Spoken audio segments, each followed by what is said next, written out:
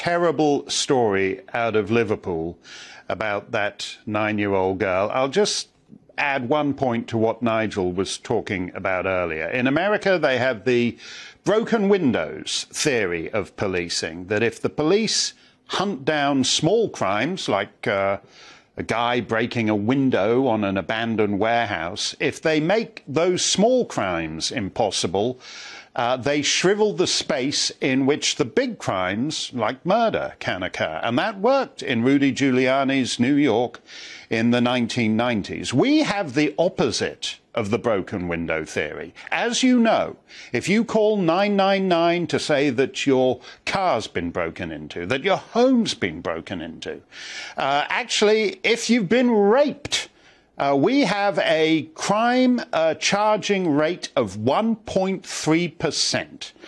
The other, whatever that is, 98.7% aren't even summonsed. And in that opposite broken windows theory, more and more crimes, car theft, burglary, mugging, rape, you create huge spaces for the horrors that we saw in Liverpool. Broken Britain. Broken Britain. What are we going to do about it? When are we going to have a political class that actually gets serious about any of this stuff? You know, you let 1,300 people a day walk into your country. Is it really so surprising that you then lose control of your domestic areas and your cities too? We've had 2.5 years of rule by experts, not just in the UK, but across the Western world. And I couldn't honestly say it's going great, but your mileage may vary. Nevertheless, if you like the last couple of years, the government's new bill constraining free speech is going to give you more of it. To get the obvious out of the way first, yes, there is a lot of vile stuff out there on the internet. But with the so-called online safety bill, the cure is worse than the disease. Just like COVID policy, oddly enough. It's almost like that's the standard operating procedure. The government's proposed bill introduces the novel concept to British life of, quote, legal but harmful. Okay. Harmful to whom? Oh, well, that depends. Harmfulness is mostly in the eyes of the beharmed. For example, you might think that letting over 1,000 young men in a single day get ferried in by the Border Force and the Royal National Lifeboat Institute to the express check-in at Folkestone and Dover and be put up at the Holiday Inn with an unlimited tab on room service is not in the best interests of the people of a small and already densely populated island. But it could be perceived as racist, couldn't it? A bit Sudanophobic. And that may be legal, but it's harmful. You might think that letting biologically male athletes identify as women for the purposes of sporting contests isn't fair. And if it's not fair, it's not sport, by definition, is it? That's legal to say that, but it could be harmful. It could be harmful to thousands of fragile, delicate young ladies who are hung like stallions. You might think that thousands of working-class girls getting gang raped for years on end in towns up and down the country is a national scandal, and it's time to stop burying it in coy, evasive euphemisms like, quote, Asian males, a category that covers almost 2/3 of men on the planet. Whereas when you look at the fellows who actually get convicted, it all seems a bit more specific, at least in Huddersfield. Oh, no. It may be legal to say that, but it's very harmful. It could be perceived as culturally insensitive to cultures that like child gang rape.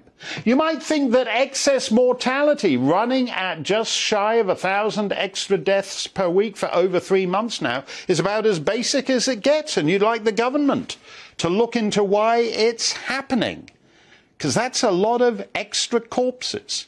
Okay, that is legal technically to say, but it could be totally harmful and discourage people from getting in the queue for their 27th booster shot. You might look at today's map of electricity prices in Europe. It's 400 euros per megawatt hour.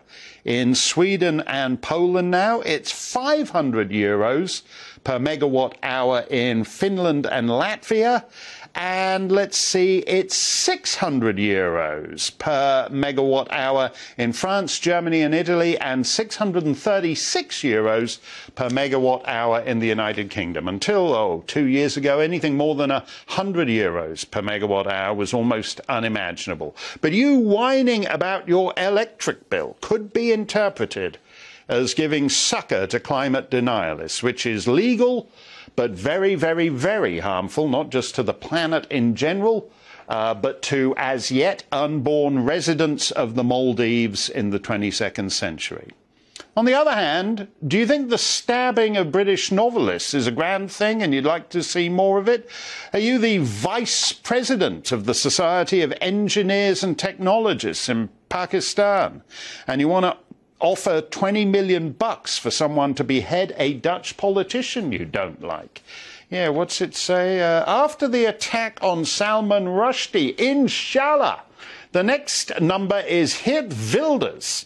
Anyone in the world, he's the Dutch populist politician. Anyone in the world gives me the head of Geert Wilders, I will give him $20 million. I want Geert Wilders' head. We want head. All Muslims want head. That's Rehan M. Sabir, panting for the head of Geert Wilders.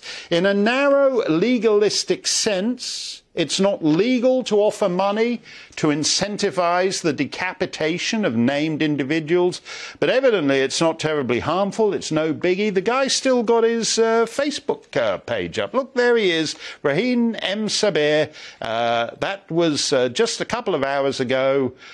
So whatever it is, a week and a half after he offered 20 million bucks for the head of Geert Wilders. So he's not as harmful as Charlotte Wright, who was on the show last night, talking about losing her husband at 32 to AstraZeneca. And every time Charlotte mentions it on Twitter, it's instantly labeled as misleading, fake news, disinformation.